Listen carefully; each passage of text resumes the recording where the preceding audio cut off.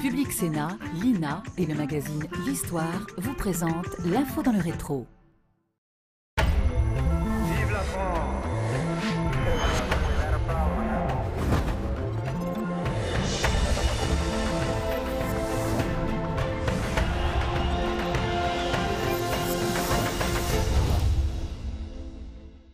Les Français au boulot, et il y aura moins de clodo.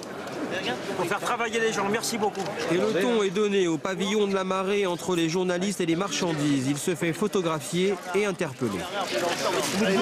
On ne peut pas travailler plus. Mais je sais. On ne peut pas travailler plus. C'est pour ça que je veux changer les choses. Voilà, on n'a pas le droit de travailler Vous plus. pouvez vraiment changer. Est-ce que toutes ces belles promesses peuvent vraiment... Un candidat au milieu des saumons et des travailleurs. Le déplacement sur les marchés est une étape obligée en temps de campagne. C'était Nicolas Sarkozy en 2007, au milieu des travées de Rungis. Nous reviendrons en fin d'émission sur ces sorties qui donnent l'occasion aux candidats à la présidentielle de rencontrer des vrais gens, comme ils disent. Bienvenue dans l'Info dans le rétro, l'émission qui relie le présent à la lecture de l'histoire. Mais d'abord, dans la première partie, nous vous invitons au meeting des candidats. Ce moment tout à la fois prise de parole, bain de foule et adresse aux adversaires. Mais surtout, la rencontre entre un candidat, ses militants ou ses fans, on le verra. Ont-ils joué le même rôle sous la Ve République ? Peut-on en faire l'histoire pour mieux comprendre ce qui se joue dans les grandioses mises en scène actuelles ? C'est ce que nous allons essayer de faire ensemble, mais d'abord, retour sur un meeting, ou plutôt deux, tenus par le même candidat, au même moment, avec comme astuce la diffusion d'un hologramme. Je veux bien entendu parler de Jean-Luc Mélenchon. C'est incroyable. Alors où suis-je? À Lyon? Et maintenant, à Paris.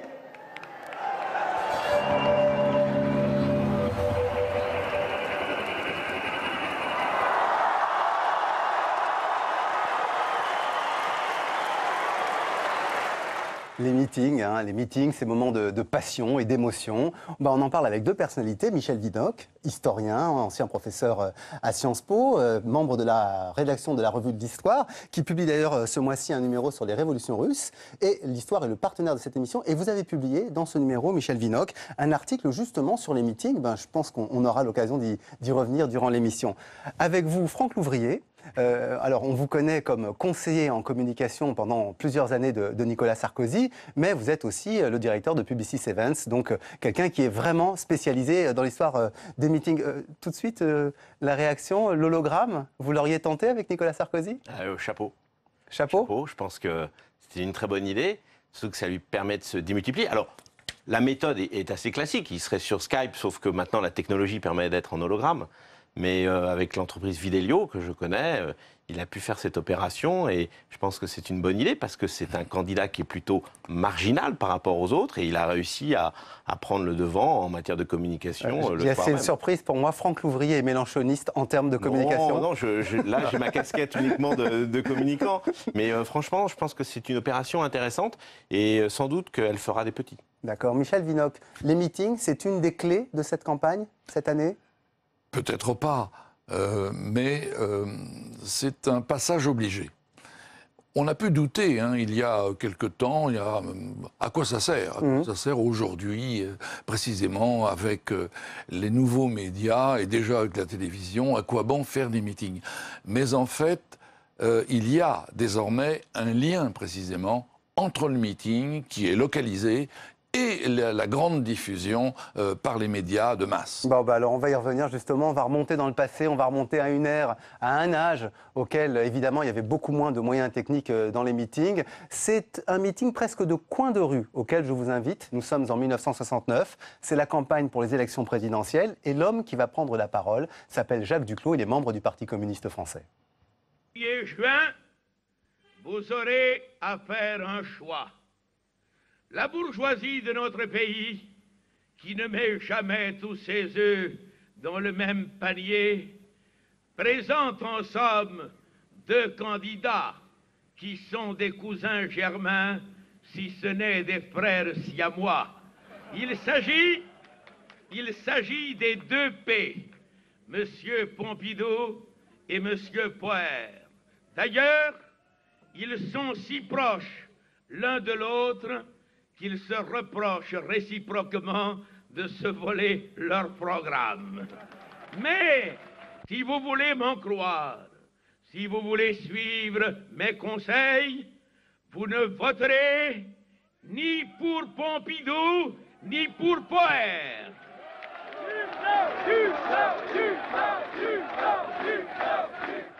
Michel Vinocq, ça se tient à la Régie Renault, oui, ni Pompidou ni Poher, blanc bonnet et bonnet blanc. Vous pouvez nous rappeler un petit peu le contexte? Alors, l'orateur du Parti communiste de naguère, c'était Maurice Thorez. Il est mort en 1964. Désormais, c'est Duclos qui, véritablement, est le porte-parole du parti. Et il a un don d'orateur tout à fait exceptionnel. Bon, sur les images que nous venons de voir, il paraît peut-être un peu obsolète, un peu ringard. Oh, il a de l'humour quand même. Mais à l'époque, c'est un orateur extraordinaire. Et alors, il n'a pas choisi le lieu du meeting par hasard. C'est le début de sa campagne, et il a choisi Boulogne-Billancourt, l'île Séguin, les usines Renault, et vous l'avez vu, dans la cour des usines Renault, devant quelques milliers ou quelques centaines d'ouvriers, n'est-ce pas? Il entame cette campagne avec un certain humour, puisqu'on a gardé depuis la formule Pompidou-Poher, c'est bonnet blanc et blanc bonnet. Et un accent, mais est-ce que c'est pour faire ouvrier ou c'est pour faire ouvrier ou pourquoi? Non, vous savez, il est d'origine modeste, il était pâtissier, un petit pâtissier, qui a fait sa carrière dans le Parti communiste ensuite, et il a gardé son accent des Pyrénées, qui ajoute encore, du reste, je dirais, à son talent d'orateur. Alors, il a une voix de stentor, ça c'est important pour les meetings, non plus aujourd'hui, puisqu'aujourd'hui, vous avez des techniques. D'abord, il y a eu l'invention du micro entre les deux guerres, ça a tout changé.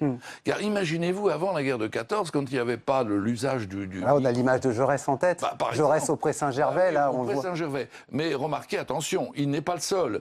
Il y a d'autres orateurs qui sont éparpillés dans la foule, parce qu'on ne comprendrait pas comment un seul homme puisse s'adresser à 50 000 personnes. Non, il y avait plusieurs orateurs. Mais néanmoins, vous aviez, dans la carrière politique des leaders, un atout important, une qualité nécessaire, c'était la voix. Alors, Franck Louvrier, moi je voudrais savoir, est-ce que vous connaissiez ces images? Est-ce que ce type d'orateur, ça vous inspirait quand vous conseillez Nicolas Sarkozy? Bien sûr, j'adore voir ces images en plus parce que je trouve qu'on est au retour à l'origine. Mais c'est de la fausse improvisation quand même. Non, mais au-delà de ça, ce qui est intéressant, c'est que d'abord, on fait toujours les bons plats dans les vieilles soupes. Et vous apercevez que les meetings sont redevenus à la mode. Pourquoi ils sont redevenus à la mode? Parce que d'abord, c'est un événement. Mais ce qui est assez formidable, c'est que les images de l'extérieur sont toujours plus belles que les images de l'intérieur. Alors, on va venir à des images moins belles, je suis désolé. Ce sont des images de 1974, c'est la campagne de Valéry Giscard d'Estaing. Mais c'est le Palais des Congrès, vous allez voir, c'est une ambiance, j'allais dire, presque festive. On n'est pas si loin de l'actualité. Ils étaient plus de 100 000 hier soir au Parc des Expositions. 100 000 venus de Paris et de province, d'où 700 cars et 5 trains spéciaux les avaient amenés. Un public jeune et populaire qui a réservé à Valéry Giscard d'Estaing un accueil triomphal et qui n'a cessé de lui manifester son enthousiasme. Dans l'assistance, Anémone Giscard d'Estaing, les parents du candidat, Pierre Messmer et la plupart de ses ministres, Jean Royer et Jean-Luc Hannay. Et d'entrée, le ministre de l'économie et des finances va donner le ton de son discours. Maintenant, il faut gagner.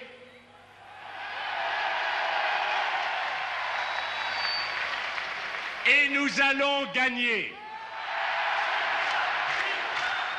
100 000 personnes, Franck Louvrier, 100 000 personnes, c'est une manière d'influencer, une manière de peser sur les gens qui voient ce relais de la télévision? Bien sûr que ça donne à la fois de la puissance, parce qu'il y a le nombre, et puis le son a un rôle aussi important que l'image. Vous savez, la télévision, elle s'écoute avec les yeux. Donc c'est à la fois l'attitude et le son qui est important. Donc quand on voit le public, là... on voit bien que ça donne à la fois de la puissance pour l'orateur, mais ça donne aussi de la puissance à l'extérieur pour le téléspectateur.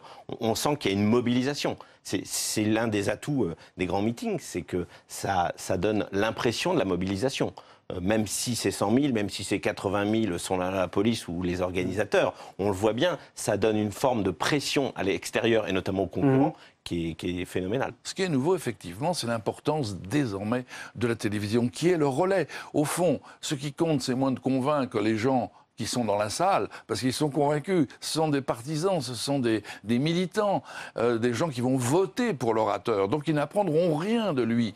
Mais voilà, avec le relais. Mais il lui donne de la confiance, c'est ça? C'est quelque chose comme ça? Oui, certainement. Mais avant tout, c'est une démonstration de force. Pour montrer, par conséquent, d'ailleurs aux militants eux-mêmes, qu'ils sont nombreux, ils sont forts, puissants, mais surtout avec le relais de la télévision, à des centaines de milliers, bientôt sur des millions de téléspectateurs, on va prendre en compte, n'est-ce pas, cette puissance-là de tel ou tel orateur, de tel ou tel parti. Et alors, évidemment, il faut désormais organiser la scène. Il faut une mise en scène, une scénographie, et de plus en plus. Bon alors, les mises en scène, l'importance des mises en scène, justement, je vous propose de voir une mise en scène grandiose. On est en 1981, et c'est Jacques Chirac qui a décidé de faire un gigantesque meeting au Parc des Princes.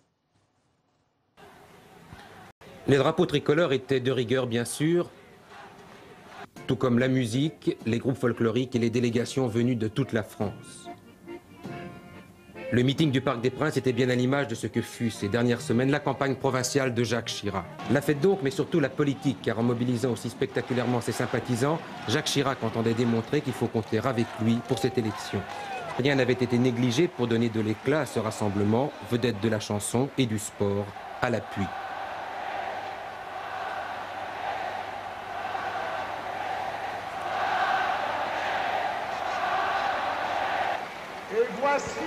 Enfin, ce fut l'arrivée du candidat Jacques Chirac, accompagné de sa femme.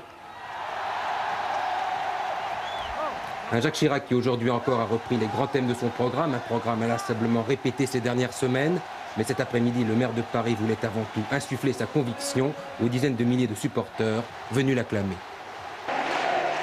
Oui, nous allons gagner!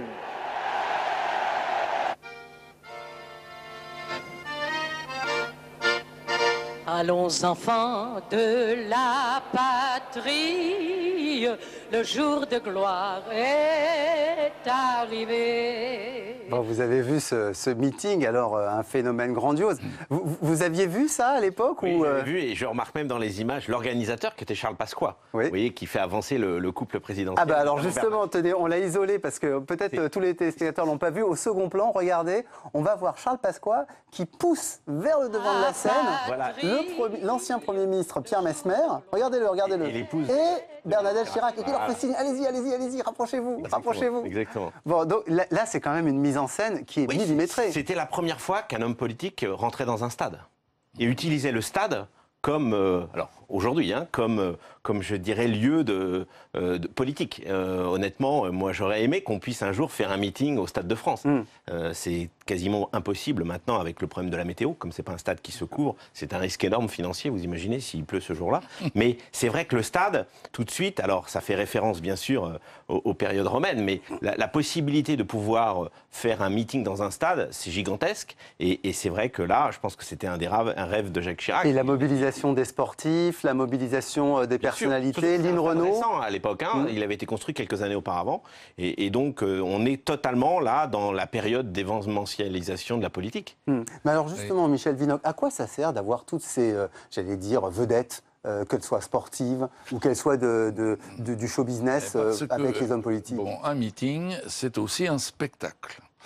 Et c'est un spectacle au cours duquel les militants, les partisans, les électeurs doivent attendre, n'est-ce pas, que l'orateur principal, le candidat, parle. Et naturellement, il va parler en dernier. Et en l'attendant, eh bien, il faut qu'il se passe quelque chose. Alors, pour animer les foules, il y a d'abord des variétés. Alors, on a beaucoup parlé de Dalida pour les meetings de François Mitterrand. On a beaucoup parlé de Johnny Hallyday pour les meetings plutôt des candidats de droite. Et alors, donc ensuite, c'est un show, en fait. C'est un show. C'est comme un spectacle. C'est comme un spectacle. Il y a une première partie, il y a une deuxième partie. C'est la société spectacle. Alors ensuite, il y a les discours d'un certain nombre soit des élus locaux. Évidemment, si on est à Toulouse, il faut qu'il y ait des élus de Toulouse, du département. Ensuite, quelques cadres du parti, quelques ministres autour de lui, s'il y en a. Et puis c'est enfin l'arrivée, alors qu'on pousse, là, vous avez vu. Comme une montée, comme une ascension. La montée en puissance de l'orateur, du candidat. Et lequel, évidemment, a longtemps fourbi ses armes, ses formules, et à chaque fois, évidemment, il va dire « nous allons gagner ». Ça, c'est le mot qu'on retrouve à peu près dans tous les meetings. Alors on va voir une vedette quand même, puisqu'on peut l'appeler comme ça, c'est François Mitterrand. On est en 1981, il va faire pas moins de 3 meetings à la veille du deuxième tour pour s'assurer la mobilisation des socialistes. Regardez. Madame, mademoiselle, monsieur, bonjour. La campagne électorale officielle est terminée depuis hier soir minuit. Il n'y aura donc plus de réunion aujourd'hui, il n'y a plus forte raison demain, deuxième tour de l'élection présidentielle. Les deux candidats ont donc profité de la dernière journée de campagne pour faire un véritable marathon.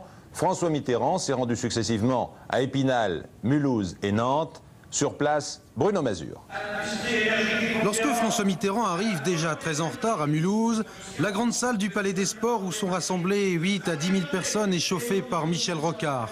Le candidat attendra patiemment la fin du discours de celui qui fut son rival avant de monter lui-même à la tribune.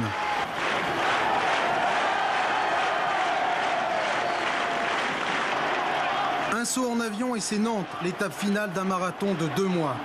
20 à 30 000 personnes attendent le candidat. Le dernier discours sera le plus court. François Mitterrand entend ne pas dépasser minuit et il est près de 11h30. J'étais en face, je vous l'ai dit l'autre soir, en face d'un conducteur qui avait mis la voiture dans le fossé, mais qui prétendait me faire repasser mon permis de conduire. Je l'entends encore me demander quel est le cours du marque. Et j'avais, c'est une confidence un peu tardive, j'avais envie de lui répondre, quel est donc le cours du diamant? Bon, il faut savoir que dans les 3 meetings, il fait cette plaisanterie, qui n'est pas du tout improvisée, qui est donc... Mais qui est ciselée quand même. Qui est ciselée. Mais alors justement, est-ce que dans ce type de meeting, il faut absolument avoir de l'humour? Est-ce qu'il faut absolument obtenir, j'allais dire, une forme de sympathie qui se dégage? Oui, ce dernier meeting est très important, au-delà du fait qu'il est dans ma ville natale. C'était au Champ de Mars, qui n'existe plus maintenant. Et c'était un meeting où on avait l'impression que Mitterrand s'était lâché. C'était des heures et des journées d'épuisement sur les routes de France. Et on sent bien que là, il est très décontracté et qu'il sent que le vent peut le porter à la victoire. Donc on a vraiment un candidat qui est différent des meetings précédents. On le voit bien sur l'image. Et c'est vrai qu'à ce moment-là, l'humour est toujours un peu plus présente, parce que les candidats aiment faire rire leur salle. C'est normal. Il y a un côté cabot. Il y a un côté cabot. Il y a besoin aussi de décontracter un peu cette salle qui va écouter pendant des heures des programmes, des intervenants plus ou moins bons, plus ou moins performants sur le fond. Et donc, à un moment donné, quand la star monte sur scène, parce que c'est pas une vedette, c'est une star là en l'occurrence, et ben à ce moment-là, on voit très bien que l'humour est un outil formidable. Il y a un outil formidable, notamment pour attaquer l'adversaire. Alors, Michel Vinocq, 3 meetings dans la même soirée. Quelle est la nécessité? C'est quoi la stratégie? C'est pour compenser la télévision qui n'est pas là? C'est pour montrer le dynamisme, c'est pour montrer c'est le point d'orgue, c'est la dernière journée. Donc on fait tout ce qu'on n'a pas pu faire encore et on montre, on démontre ce qu'on est, c'est-à-dire un homme plein d'énergie, plein d'éloquence, plein de combativité. 3 meetings en une seule journée, ça c'est une performance. Voilà, il faut que le candidat s'héroïse, n'est-ce pas? Il faut qu'il devienne un champion. Il y a un élément dont on n'a pas parlé, c'est que ces meetings s'adressent bien évidemment aux gens qui sont dans la salle, s'adressent à ceux qui sont de l'autre côté de l'écran, mais s'adressent aussi aux journalistes qui suivent le candidat. Et les journalistes, suivant le candidat et voyant cette démonstration de force, que ce soit dans un stade ou que ce soit après 3 meetings dans une journée, ont une traduction, bien sûr, de tout ça qui fait qu'elle est positive, parce que c'est vraiment le combattant, celui qui veut faire gagner son camp, etc. Et ça, c'est très important de penser aussi que le meeting ne s'adresse pas uniquement aux gens qui regardent, aux gens qui sont présents, aux journalistes. Je l'entends, on veut faire gagner son camp et en même temps, tout cela coûte très cher. Ça coûte tellement cher que parfois, certains candidats sont conduits au bord de la ruine. Et on va prendre un exemple du coût de ces campagnes, et notamment affectées par les meetings. En 1995, il y a une mauvaise surprise pour un candidat, en l'occurrence, Philippe de Villiers. Le vicomte, aujourd'hui, fait ses comptes et ils ne sont pas bons. Quand il a établi son budget de campagne, 30 millions de francs, Philippe de Villiers a écarté l'hypothèse pessimiste. Problème, à moins de 5% des voix, un candidat ne reçoit contre-facture qu'un remboursement plafonné à 7,2 millions de francs. Au-delà des 5% des voix, le plafond est plus haut, 32,4 millions de francs. Persuadé de bien faire, Philippe de Villiers a engagé de grosses dépenses, perte sèche, 11 millions de francs. Franck Louvrier, les meetings, ça occupe quand même une grosse place dans les dépenses de campagne. Oui, et les plus grosses dépenses, c'est les déplacements et les meetings. Hein, c'est normal, parce que ce sont, quand vous voyez le président Mitterrand qui faisait 3 villes en une journée, il ne le faisait pas en vélo, ni en voiture, il le faisait en avion privé, et les avions privés, ça coûte cher. Et notamment, l'organisation des meetings, ce qui coûte le plus cher les meetings, c'est le son et la lumière, c'est l'installation de tout ça. Et c'est sûr que ça a fait hésiter certains candidats. Aujourd'hui même, pendant la campagne présidentielle actuelle, il y a un candidat qui hésite à y aller, parce qu'il ne sait pas s'il va franchir vraiment la barre des 5%. Je pense à François Bayrou, je pense qu'il est aussi dans cette hésitation-là. Et c'est vrai que ce sont des investissements importants. Mais ça veut dire que pour quelqu'un comme Philippe de Villiers, il y a eu une erreur de calcul? Non, mais il a pensé peut-être passer facilement la barre des 5% et du remboursement, et il s'est aperçu qu'il ne pouvait pas l'atteindre. Et c'est ça qui est difficile, parce que ce sont des budgets, et le budget change avec la barre des 5%. Michel Vinocq, il fallait limiter les prix des campagnes et donc Évidemment. il fallait limiter le nombre de meetings en réalité. Évidemment, puisqu'il y a des candidats plus ou moins riches qui sont soutenus par des puissances ou au contraire par des militants qui n'ont pas beaucoup d'argent. Donc c'est normal qu'on a limité. Il y a une législation qui est assez rigoureuse là-dessus, puisque après chaque élection présidentielle, vous pouvez le voir, il y a vérification et un certain nombre de candidats, y compris ceux qui ont été élus, ont quelques ennuis après. On va voir le cas d'un meeting, c'est en 2004. C'est le grand meeting. C'est pas un meeting pour les présidentielles, mais c'est le meeting d'intronisation de Nicolas Sarkozy à la tête de l'UMP. Et en fait, tout le monde a derrière l'idée que l'homme va être candidat aux élections présidentielles très vite. Comme pour les concerts des plus grandes stars, à l'entrée, c'est la panique. Des militantes prises de malaise sont évacuées par les pompiers. Chacun se presse pour avoir une bonne place et ne rien rater du spectacle. Et du spectacle, il y en eut.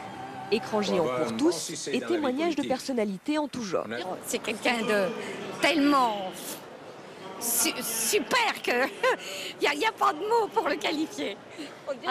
J'ai tellement applaudi que j'en ai mal aux mains.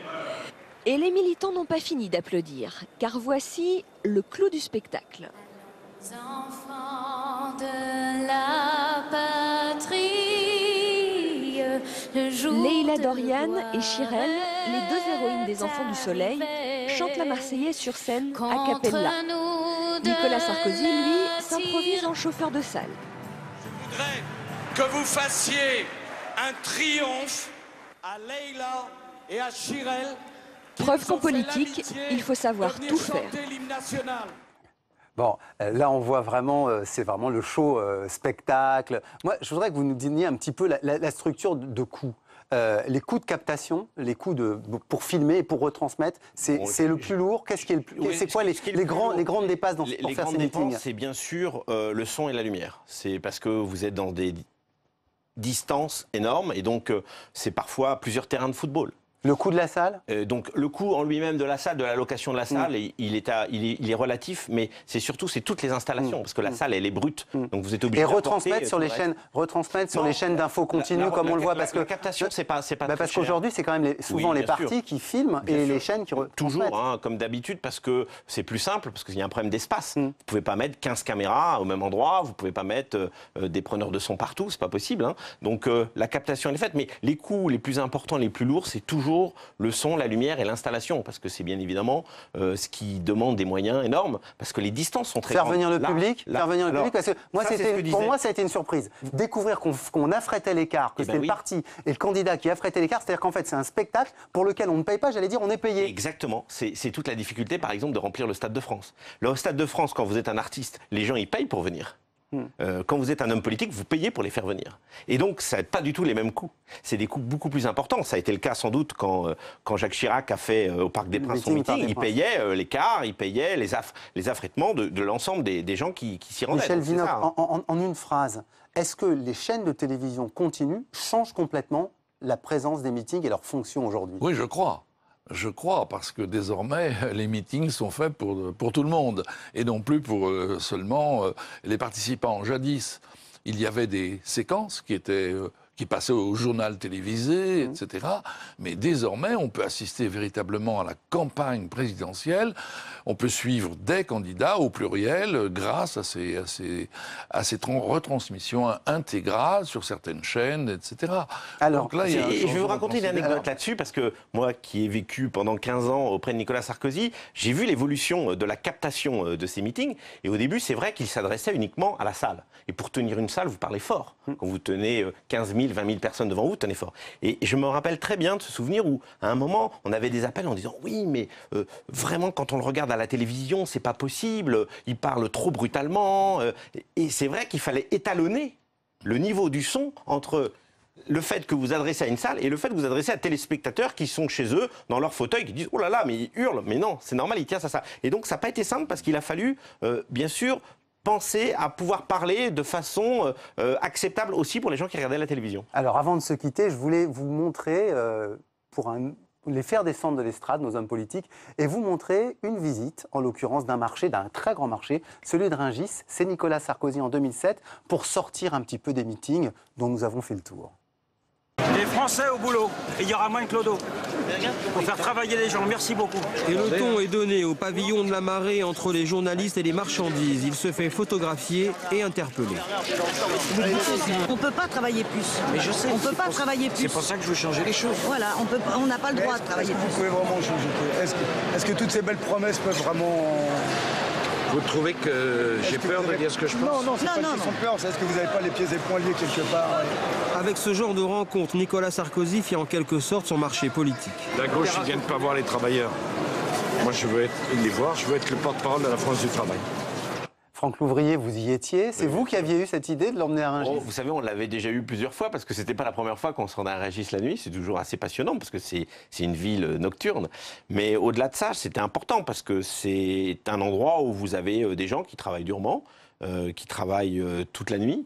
Mais l'idée, c'était quoi? C'était de le rendre plus proche des vrais gens? L'idée, elle est très simple, c'était de rencontrer ces gens aussi, parce que malheureusement, on ne pense pas toujours à se rendre dans ces lieux-là. Regardez, il y a quelques jours, Benoît Hamon est allé la nuit voir les travailleurs dans le métro.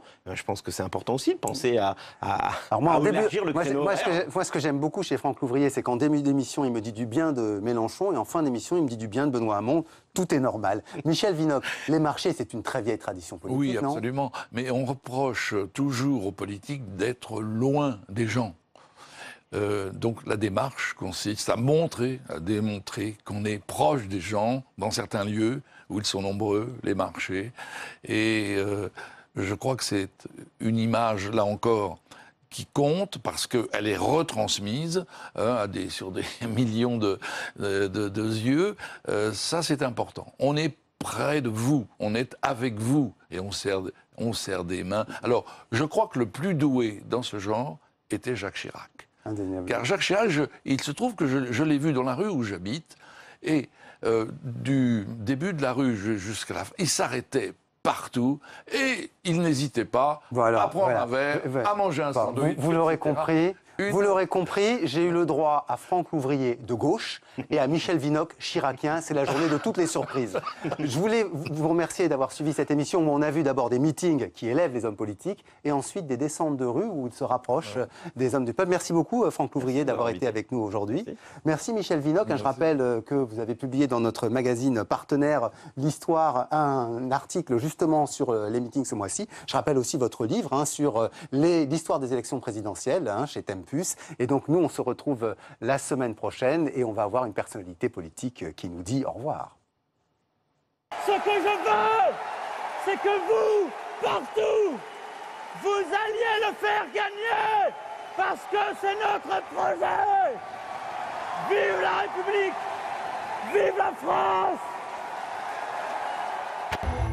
Vive la France.